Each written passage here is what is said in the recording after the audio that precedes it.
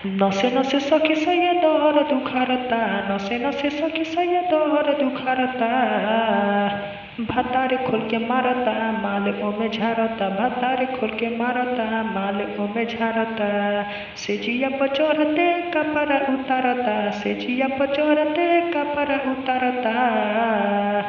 भतारे खोल के मारता माल ओमे झारता, भतारे खोल के मारता माल ओमे झारता।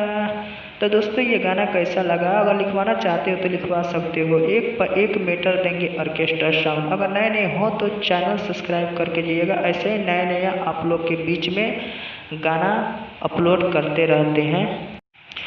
चूस जाता हमारा उठावा के लाली, बारा दर्द करे जब हमारे हाली हाली। ए सखी चूस जाता हमारा उठावा के लाली, बारा दर्द करे जब हमारे हाली हाली। मुनल चीजे सखी रे हमारा उभारता, मुनल चीजे सखी रे हमारा उभारता।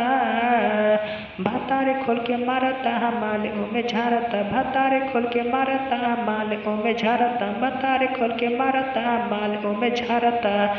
तो मुखरा अंतरा कैसा लगा कमेंट में ज़रूर लिखिएगा और एक पर एक गाना लिख कर अपलोड करेगा। लिखवाना चाहते हो तो कमेंट में नंबर भेज देना, हम लिख देंगे और आपके पास भेज देंगे।